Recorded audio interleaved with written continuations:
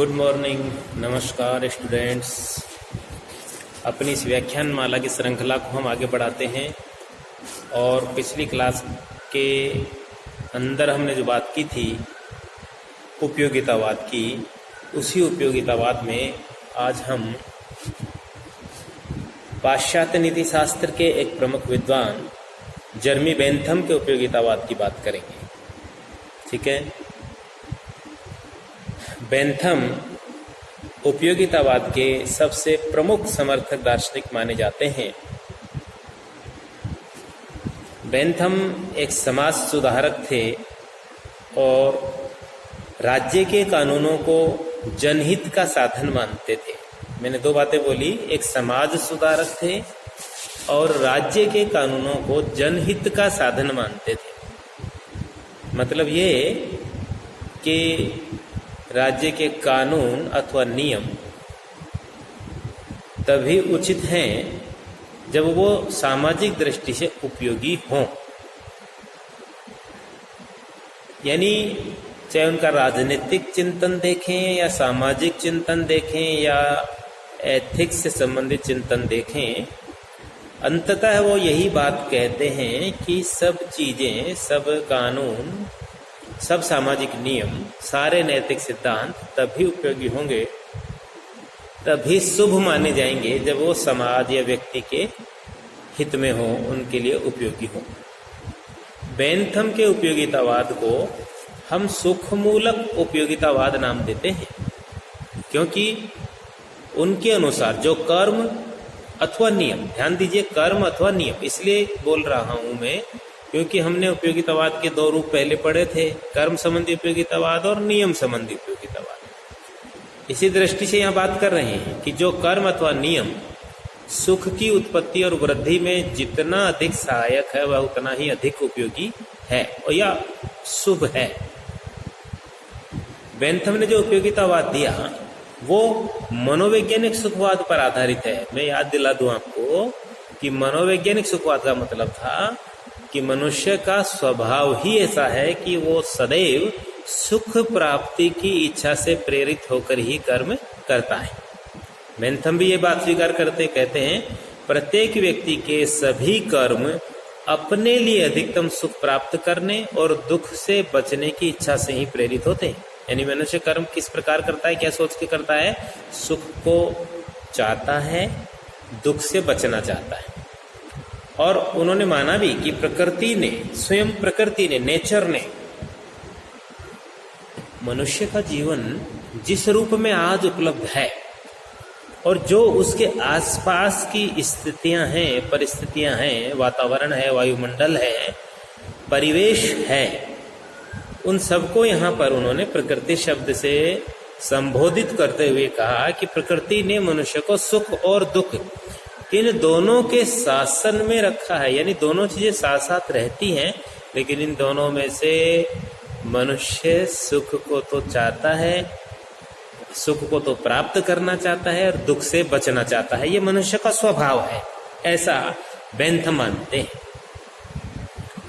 Bentham मनुष्य को पूर्णतः स्वार्थी मानते, कहते हैं कि वह, यानी मनुष्य सदैव केवल अपने हित की कामना से ही कार्य करता है और दूसरों के हित के लिए तब तक कोई त्याग नहीं करता जब तक किसी प्रकार का स्वयं उसे कोई लाभ न हो। ये बेंथम का मनोवैज्ञानिक स्वार्थवाद है। इसके आधार पर ही उन्होंने अपने उपयोगितावाद का समर्थन किया। मनोवैज्ञानिक सुखवाद के साथ साथ बेंथम नैतिक सुखवाद का भी समर्थन करते हैं। नैतिक सुखवाद क्या था? नैतिक सुखवाद में हमने जो बात की थी वो ये थी कि कौन सा कर्म इस दृष्टि से शुभ है। तो हमने कहा था जिस कर्म से सुख की प्राप्ति हो, जिस कर्म से मनुष्य का हित हो, वही मनुष्य का कर्तव्य है। यह है नैतिक सुखवाद। यहाँ नैतिक सुखवाद में हम मनुष्य के कर्तव्य निर्धारण की बात करते हैं और मनोवैज्ञानिक सुखवाद में हम मनुष्य के स्वभाव का वर्णन करते हैं। तो बेंथम में हमने देखा कि वो मनोवैज्ञानिक सुखवाद का भी समर्थन करते हैं और नैतिक सुखवाद का भी समर्थन करते हैं और ये मानते हैं कि केवल सुख ही अपने आप में शुभ और वांछनीय है और वही मनुष्य का कर्तव्य है, केवल शुभ। और अन्य जितनी भी वस्तुएं हैं, सत्य, संयम, ईमानदारी, न्याय आदि, ये सिर्फ साधन के रूप में शुभ है, साध्य के रूप में नहीं। जो कर्म जितना सुख उत्पन्न करता है वो उतना ही शुभ है। अब यहाँ एक नई बात यहाँ बेंथम कह रहे हैं कि जो कर्म जितना सुख उत्पन्न करता है वह कर्म उतना ही शुभ है। तो प्रश्न ये उत्पन्न होता है कि सुख की न्यूनता या अधिकता कैसे तय करें, कैसे मापें।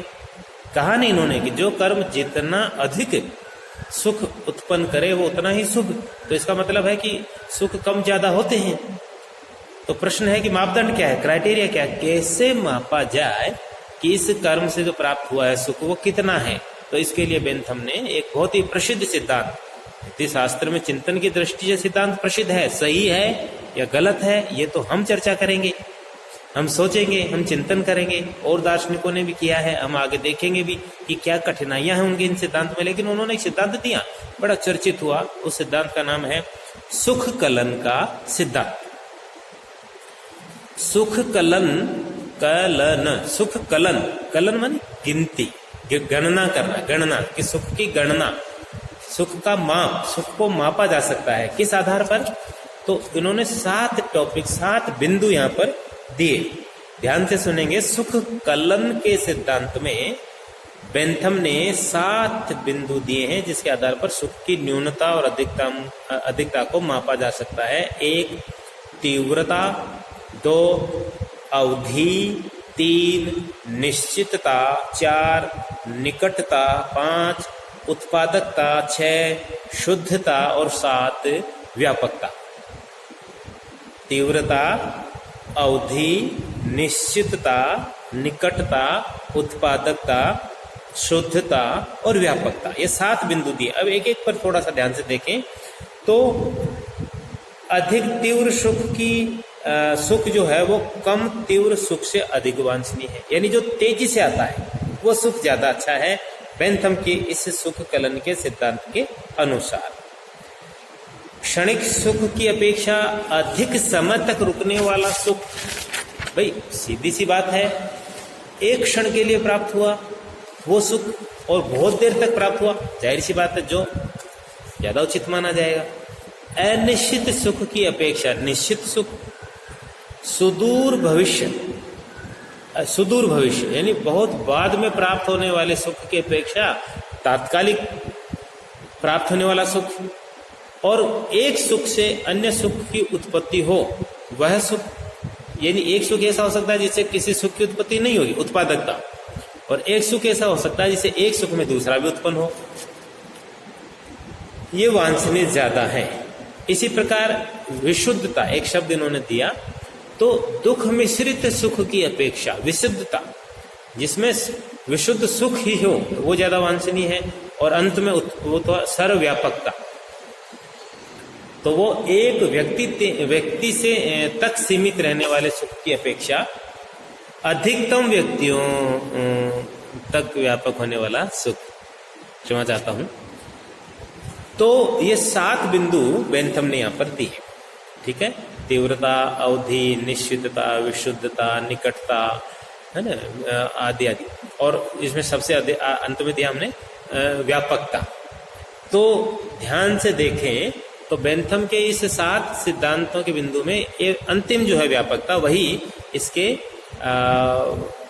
उपयोगितावाद के अनुसार है, अनुकूल है। बाकी सारे सिद्धांतों का उपयोगितावाद से कोई ताल्लुक नहीं है। बहुत बड़े प्रश्न उत्पन्न होते हैं क्या कि बेंथम मनुष्य को पूर्णतः स्वार्थी मानते हुए भी ये कहते हैं कि वह अपने सुख के लिए नहीं, अपितु अधिकतम व्यक्तियों के अधिकतम सुख के लिए कार्य करे, आचरण करे, यही तो उपयोगितावाद है। लेकिन बड़ा विरोधाभास हो गया ना कि एक तरफ तो कह रहा है मनुष्य स्वभाव से स्वार्थी है जो सदैव अपने सुख की चिंता करता है, दूसरी ओर वो कह रहा है कि उसे वो कर्म करना चाहिए जो अधिकतम व्यक्तियों के अधिकतम सुख में सहायक हो। तो फिर प्रश्न ये उत्पन्न होता है कि इसका आधार क्या है, बेंथम के पास इसका आधार क्या है, उपयोगितावाद के सिद्धांत को स्वीकृति देने का आधार क्या है। तो बेंथम ने यहाँ पर जो है एक बड़ी मजेदार बात कही है कि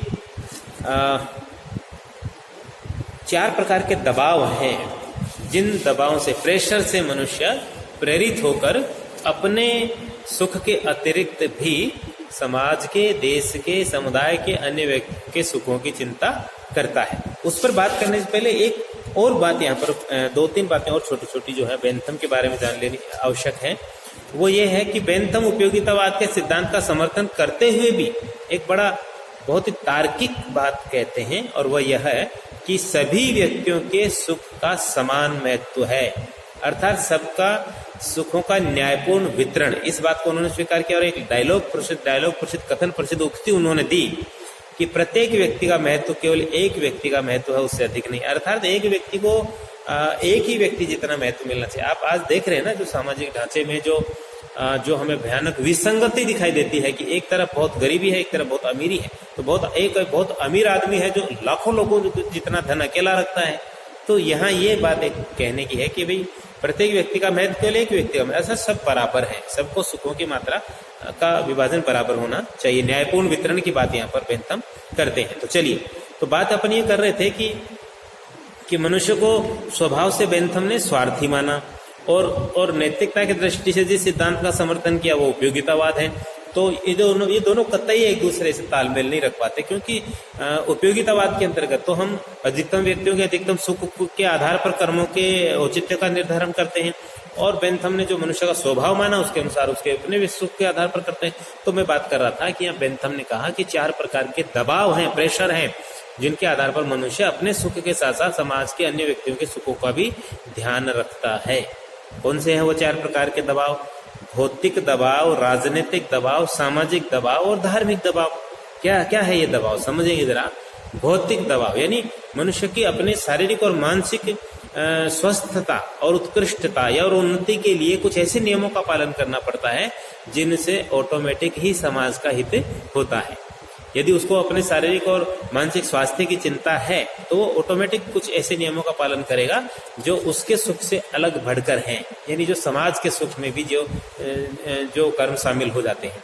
दूसरा है सामाजिक और राजनीतिक, यानी राजनीति में तो कानून का भय कि हम कई बार कुछ काम ऐसे होते हैं जो हमारा मन तो करता है लेकिन कानून उसकी इजाजत नहीं देता, क्योंकि वो कर्म ऐसे हैं जो समाज के हित में नहीं होते, तो हमें कानून का पालन करते हुए काम करना पड़ता है, तो ऑटोमेटिक समाज का हित होता है। तीसरा है सामाजिक दबाव, यानी समाज के द्वारा की जाने वाली निंदा भी एक कारण बन जाता है। कुछ कर्म ऐसे होते हैं जिसमें हम समाज के द्वारा की जाने वाली निंदा का ध्यान रखते हुए अपने से अलग और आगे बढ़कर बात करते हैं, दूसरों की चिंता करते हैं। तीसरा है, चौथा है धार्मिक दबाव, तो इसमें ईश्वर का भय है और जो पाप पुण्य की अवधारणा है वो इसमें शामिल की जा सकती है कि एक अदृश्य भय है यहाँ पर, जिससे भी मनुष्य कई बार गलत आचरण करने से या अपने ही हित की चिंता करने से अलग हटकर वो दूसरों के हित की भी चिंता करता है। हम परोपकार, दया, सहिष्णुता ऐसी भावनाओं से प्रेरित होकर कर्म करते हैं, ऐसा बेंथम ने कहा। तो ये बेंथम का उपयोगितावाद था। प्रमुख बातें क्या हुई थी यहाँ पर कि बेंथम का उपयोगितावाद सुखमूलक उपयोगितावाद है, बेंथम का उपयोगितावाद मनोवैज्ञानिक सुखवाद पर आधारित है जिसमें यह माना गया कि मनुष्य स्वभाव से स्वार्थी है। बेंथम का उपयोगितावाद नैतिक सुखवाद का भी समर्थन करता है जिसमें कहा जाता है कि मनुष्य के लिए वही कर्म वांछनीय है जो सुख की उत्पत्ति में सहायक हो। प्रश्न ये था कि एक बात जो बेंथम ने कही थी वो ये थी कि कुछ सुख अधिक होते हैं, कुछ न्यून होते हैं, यानी सुखों की न्यूनता और अधिकतमता की भी बात की। तो प्रश्न ये उठा कि सुखों को कैसे मापा जा सकता है, तो फिर उन्होंने सुख कलन का एक सिद्धांत दिया जिसमें 7 बिंदु देखे अपन ने, तीव्रता, अवधि, निश्चितता, उत्पादकता, निकटता, विशुद्धता आदि आदि और व्यापकता। फिर हमने प्रश्न पूछा है कि जब मनुष्य स्वभाव से स्वार्थी है तो दूसरों के लिए कार्य क्यों करता है, तो इसके लिए उन्होंने 4 प्रकार के दबावों की बात की जिसमें अपन ने बात की भौतिक दबाव, राजनीतिक दबाव, सामाजिक दबाव और धार्मिक दबाव। तो ये बेंथम का उपयोगितावाद संक्षेप में अपन ने यहाँ पर बात की। तो कुछ ऐसी समस्याएं हैं, हर सिद्धांत में आती है, कोई भी सिद्धांत परफेक्ट नहीं होता, अंतिम नहीं होता। आप अपन जो भी है चिंतन करेंगे तो बहुत सारे संशोधन की गुंजाइश उसमें बसती है और निरंतर उत्तरोत्तर विकास हो भी रहा है। तो बेंथम के सिद्धांत में खासतौर से क्या क्या समस्याएं आ सकती हैं उन पर हम संक्षेप में बात करेंगे। तो पहला तो ये है कि बेंथम का यह मत कि सभी व्यक्ति और परिस्थितियों के संदर्भ में ठीक नहीं है कि दूसरों के सुख के लिए अपने सुख का परित्याग करने में व्यक्ति का स्वयं को सुख मिलेगा, क्योंकि कई बार हम समाज की निंदा और प्रशंसा की चिंता किए बगैर काम करते हैं, वहां अपने मन में जो होता है वो करते हैं। दूसरा कि समाज और राज्य द्वारा जिन कार्यों की प्रशंसा होती है और जिन कार्यों की भर्त्सना होती है वो जरूरी नहीं कि वो वैसे ही हो, कि समाज ने भर्त्सना कर दी तो गलत है, समाज ने प्रशंसा कर दी तो अच्छा है। इतिहास देखें तो इतिहास इस बात का गवाह है कि समाज में बहुत सारे ऐसे काम होते रहे हैं जो सामाजिक दृष्टि से जो है वो अनुचित थे, नैतिक दृष्टि से अनुचित थे, कानूनी दृष्टि से अनुचित थे, लेकिन समाज में वो परंपराओं रीति रिवाजों के रूप में प्रचलित थे। फिर बेंथम ने जो दबावों की बात की तो वो बाह्य दबाव हैं और नीति शास्त्र में बाह्य दबाव का कोई अर्थ नहीं है। यदि मनुष्य बाह्य दबावों से प्रेरित होकर कोई नैतिक कर्म करता है तो वो बात उसमें नहीं आती। नैतिकता अंतः प्रेरित है, आंतरिक है।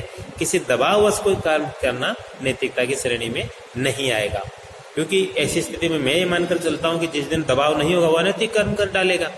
तो एक निश्चितता नहीं है उसमें, एक निरपेक्षता नहीं, एक शाश्वतता नहीं है। ये एक बेंथम के यहाँ पर के सिद्धांत में कमी। और सुख कलन का जो सिद्धांत दिया वो असंतोषजनक है, तो उसमें आपस में भी विरोधाभास है। सुख कलन के 7 जो पॉइंट दिए हैं उनमें आपस में भी तालमेल नहीं है। और इसमें बेंथम ने यह दिखाने का प्रयास किया कि सुख कोई एक ऐसी भौतिक वस्तु है जिसको इन 7 मापदंडों के आधार पर मापा जा सकता है, जबकि अपन हम जानते हैं कि सुख एक भावनात्मक अनुभूति है जिसको तोला मापा नहीं जा सकता। और हमारे पास यह निश्चित करने का भी कोई उपाय नहीं है कि किस कर्म से अधिकतम व्यक्तियों को अधिकतम सुख प्राप्त होगा। और अधिकतम व्यक्तियों को अधिकतम सुख, ये लाइन भी अपने आप में विरोधाभासी है। इसमें 2 बातें विरोधाभासी की जा रही है कि व्यक्ति भी अधिकतम हो और सुख भी अधिकतम हो। तो थोड़ा सा कंट्रोवर्सरी तो है यहाँ पर, और इस पर हम आगे दूसरे दार्शनिकों की जब चर्चा करेंगे तब हम वहां पर देखेंगे। तो मैं सोचता हूँ आज इतना ही पर्याप्त है। अगली क्लास में फिर मिलेंगे। जय हिंद, जय भारत, धन्यवाद।